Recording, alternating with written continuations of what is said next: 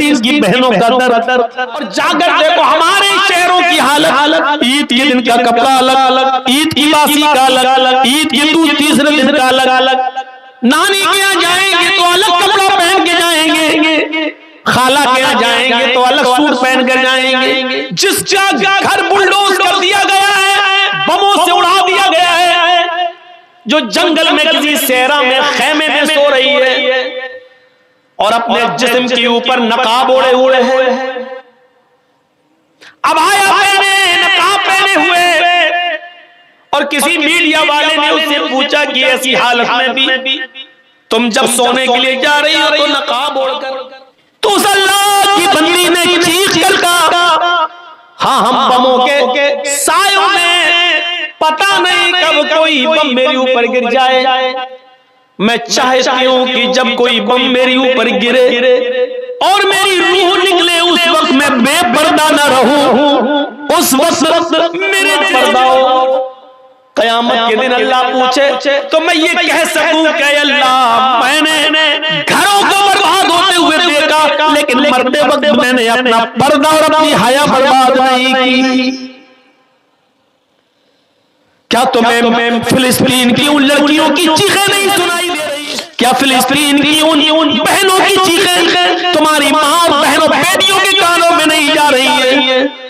कैसे तुमने ईद पे नए कपड़े पहनना गवारा कर लिए, कैसे तुमने अपनी माँ बहन बेटियों को हर दिन का नया सूट पहनाना गवारा कर लिया।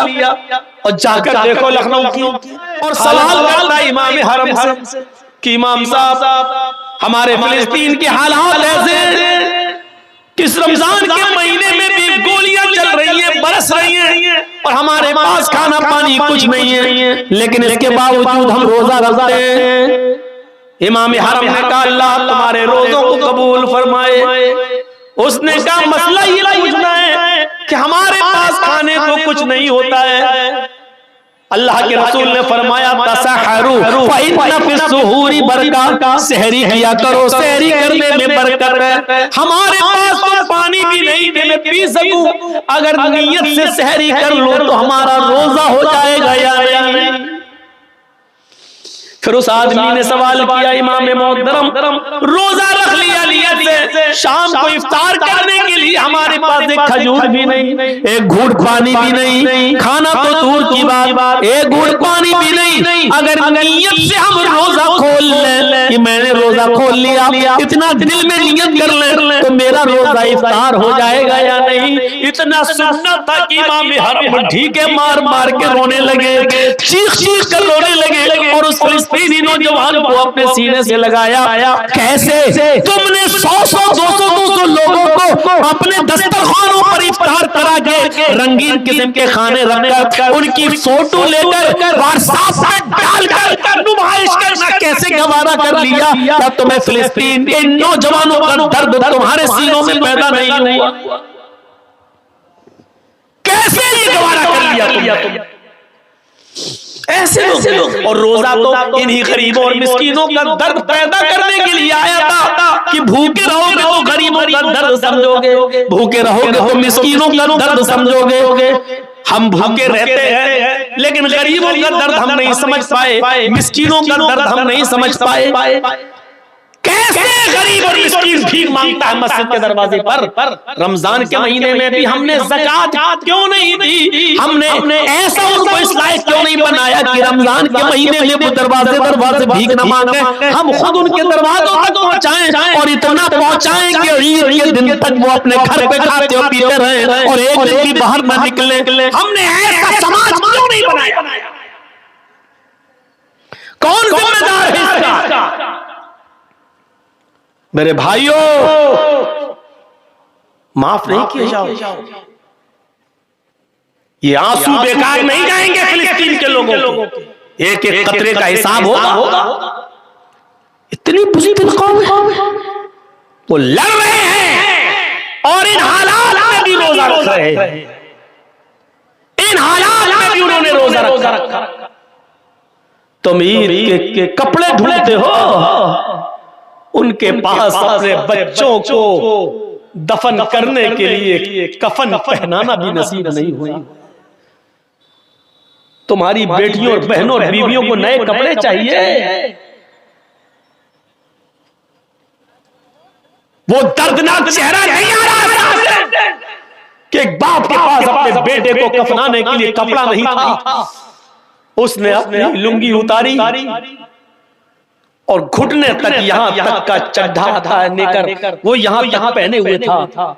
उसने अपनी लुंगी उठाई और खोली और उसी लुंगी में उसने अपने बेटे को लपेटा और एक गड्ढे के अंदर दफन कर दिया, आंखों में आंसू बहाते हुए। क्या रमजान का महीना इसीलिए आया था कि हम गरीबों की हमदर्दी अपने दिल में पैदा न कर सके? मैं जानता हूं कि फिलिस्तीन के लोगों के बारे में बोलना भी हमारे हुक्मरानों की नजर में जुर्म हो, लेकिन रहे जुर्म इतना कमकर हम थोड़ी रहेंगे, इतना कंप्रोमाइज थोड़ी किया जाएगा। तुम्हारे बंगाल में 2 आदमी मरते हैं तो उत्तर प्रदेश के चीफ मिनिस्टर के पेट में दर्द होता है। उत्तर प्रदेश के चीफ मिनिस्टर के पेट में दर्द होता है और हजारों लोगों की जो लिंचिंग कर दी गई, पेड़ पे बांध कर मारा गया, खंजर भोंके गए, डंडे बरसाए गए, हाथ पैर बांध कर उनको लिंच करके मार दिया गया। उसके बारे में एक आवाज नहीं। और ये धर्म का ठेकेदार? मेरे भाइयों, इनको धर्म के ठेकेदार कहोगे? इनको धर्म के पुजारी कहोगे? ये लाशों के सौदागर, इन्होंने धर्म का लिबासा ओढ़ा हुआ है, धर्म का चोला पहना हुआ है। मेरे भाइयों, अंदर से ये गुंडे हैं, गुंडे। वरना धर्म ये कब सिखाता है? धर्म ये कब सिखाता है? और धर्म तो ये सिखाता है, सीखो। मन कतल नफ्सन फकअन्नमा बिगैरि नफ्सिन औ फसादिन फकअन्नमा कतलन नास जमीआ। धर्म तो ये सिखाता है कि जिसने किसी एक मनुष्य को कत्ल कर दिया, जिसने किसी एक इंसान को कत्ल कर दिया, एक इंसान कोई भी हो, हिंदू हो या मुसलमान, सिख हो या ईसाई, पारसी हो, मजूसी हो, बुद्धिस्ट हो, जैनी हो, कोई भी हो, अगर किसी ने एक मनुष्य को, एक इंसान को कत्ल कर दिया बगैर उसकी गलती के और बगैर किसी खता के, ऐसे ही उसे मार दिया उस बेचारे को, तो कुरान कहता है फकअन्नमा कतलन नास जमीआ। वो एक इंसान का कातिल नहीं है, फकअन्नमा कतलन नास जमीआ, वो सारी दुनिया की इंसानियत का कातिल है, वो सारी दुनिया के इंसान का कातिल है। एक इंसान के कत्ल को सारी दुनिया के इंसानों का कत्ल कहा है। ये एहतराम इंसानियत है इस्लाम के अंदर, ये इस्लाम सिखलाता है, इस्लाम में ये दर्स देता है। चाहे वो हिंदू हो या मुसलमान, सिख हो या ईसाई, किसी को बगैर गलती के नहीं मार सकते हो। अगर आपने किसी एक को मार दिया तो एक को नहीं बल्कि पूरी दुनिया की इंसानियत का मर्डर किया है। इंसानियत सीख लो तो आओ, इंसानियत का एक वाक़या मैं तुम्हें बताऊं कि ऐसी इंसानियत दुनिया की किसी मजहब के अंदर नहीं मिलेगी। नबी अकरम जनाब मोहम्मद रसूलुल्लाह सल्लल्लाहु अलैहि वसल्लम के जमाने में एक औरत आती है, जंगलों में बकरियां चरा रही थी और वहीं पर किसी बकरियां चराने वाले चरवाहे के साथ उसका मुआशरा हो जाता है, आंखें लड़ती हैं और किसी पहाड़ी के किनारे जाकर जंगल ही में उस चरवाहे में बकरियां चराने वाले और बकरियां चराने वाली इस औरत दोनों में मुआशरा हो जाता है और पहाड़ी के किनारे जाकर इन दोनों से जिना हो जाता है। वो औरत उसको अच्छी तरह नहीं जानती थी कौन है, बस जंगल में आंखें लड़ी और दोनों के जज्बात भड़के और दोनों ने पहाड़ी के किनारे वादी में एक खाई के अंदर जिना कर लिया। लेकिन जब वो औरत बकरियां चरा कर घर आई तो रात भर सो न सकी, उसको नींद नहीं आ रही है, उसकी करवटें बदल रही है कि अल्लाह ये मैंने क्या कर डाला, अल्लाह ये मुझसे कौन सा जुर्म हो गया। कुछ दिन तक बोली नहीं, सोचती रही कि मैं क्या करूं, मैं क्या करूं, मैं क्या करूं। लेकिन जब उसका पीरियड बंद हो गया तो वो समझ गई कि मैं मेरे पेट में जिना की पैदावार रह गई। यानी पहाड़ी के किनारे जो मुझसे जिना हुआ था उस चरवाहे का बच्चा मेरे पेट में रह गया। जब 1 महीना 2 महीना उसको पीरियड नहीं हुआ और उसको वॉमिटिंग शुरू हुई उल्टी, तो वो समझ गई कि मैं हामिला हो गई, मेरे पेट में बच्चा है। लेकिन अल्लाह का खौफ उस औरत को खाया जा रहा था, अल्लाह का डर उस औरत को खाया जा रहा था। वो औरत शिकायत लेकर अपनी अल्लाह के नबी सल्लल्लाहु अलैहि वसल्लम के पास आ गई और आकर कहने लगी, या रसूल अल्लाह, मुझसे बहुत बड़ी गलती हो गई है। आपने पूछा क्या हुआ? उसने अल्लाह के रसूल मैं हद को पहुंच चुकी हूँ। आपने कहा ऐसा कौन सा जुर्म किया कि तुम्हारे ऊपर हद नाफिज की जाए? कहने लगी, इन्नी हुबला मिनज़ ज़िना, मैं ज़िना से हामिला हो चुकी हूँ।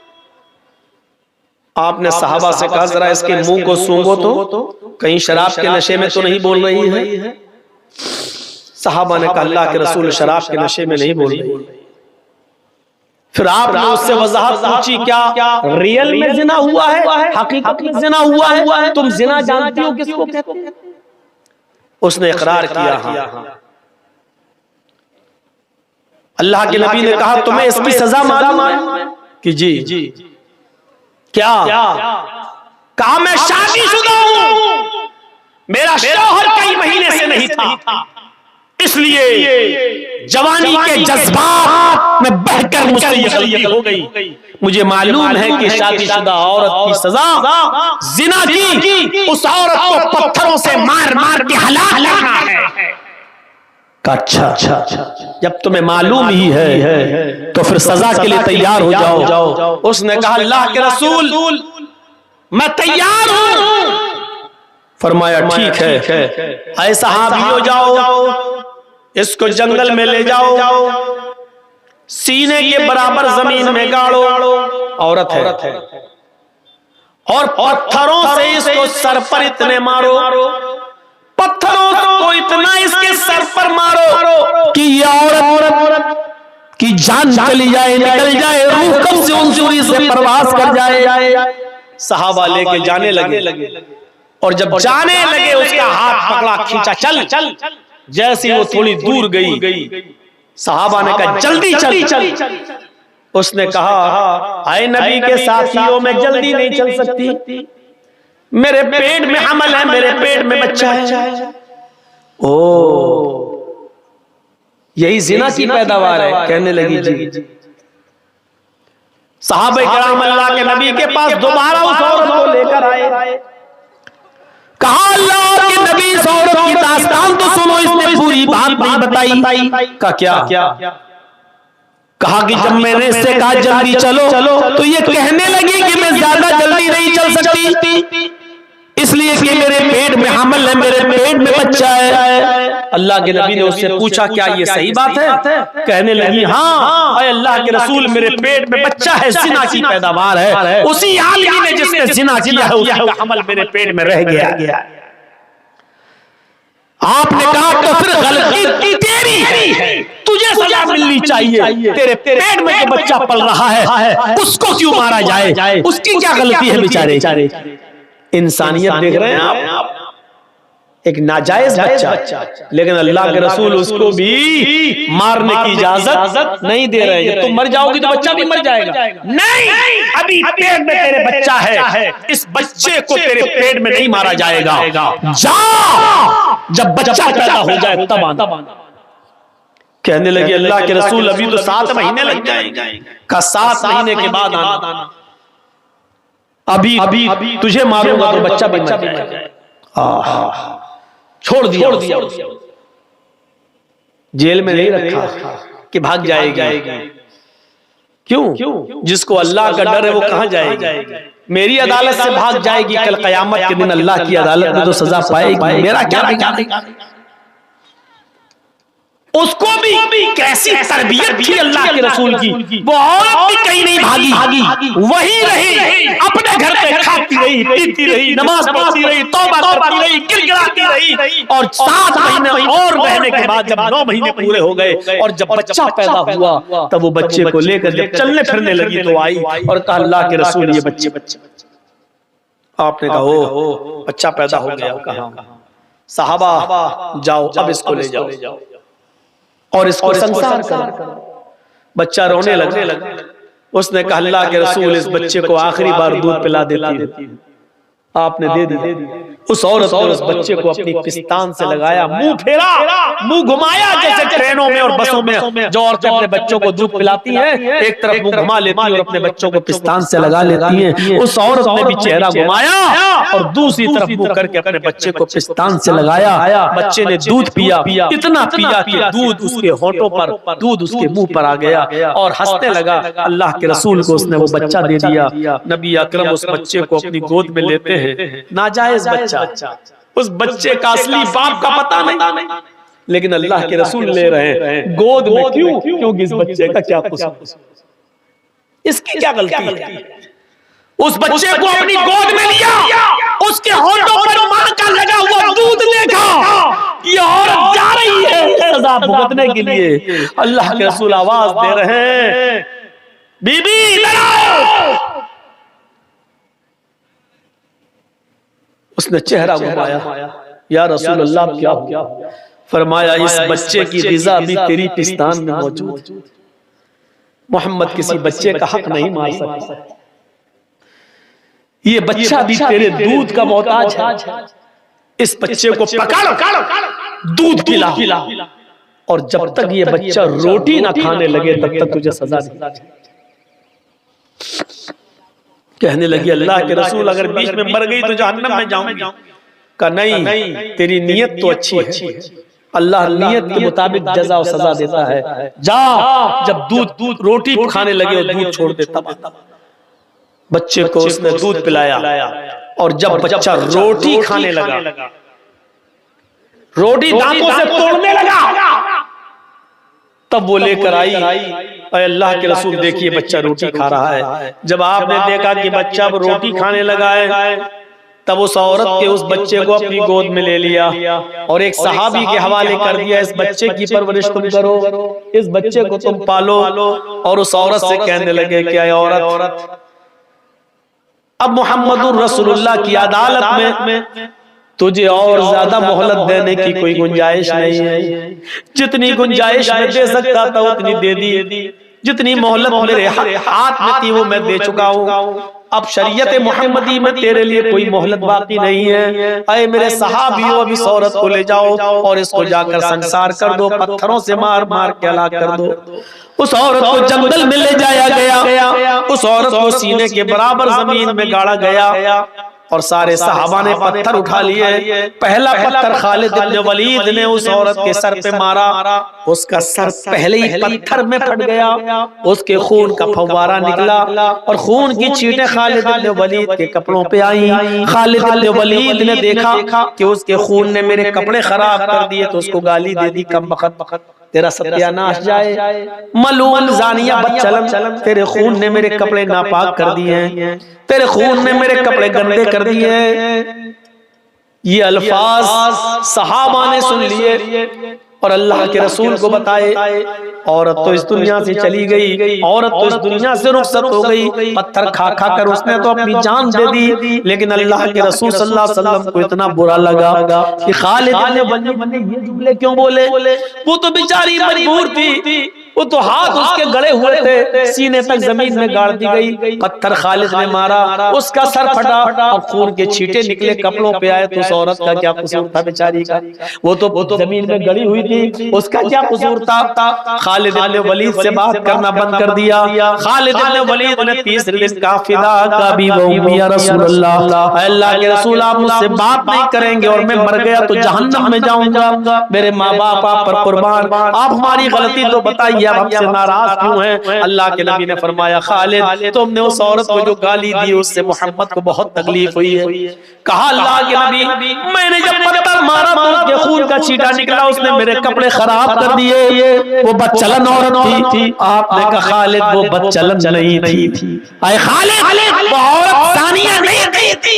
उसका शौहर कई महीनों से नहीं था घर पे, इसलिए जंगल में वो बकरियां चराने गई और जज्बात में आकर उससे एक बार गलती हो गई। एक बार गलती को आदत नहीं कहा जाएगा, एक बार हो जाने वाले जिना को पर बदचलनी का इल्जाम नहीं लगाया जाएगा। वो बदचलन नहीं थी, जज्बात को कंट्रोल नहीं कर सकी और जिना कर बैठी।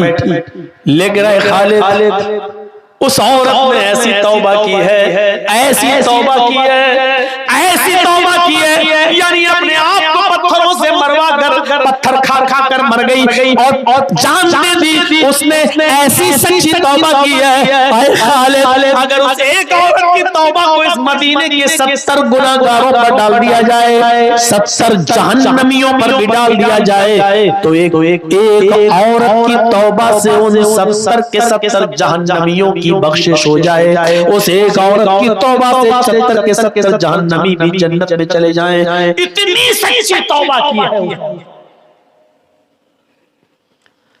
तुम उसको बदचलन कहते हो?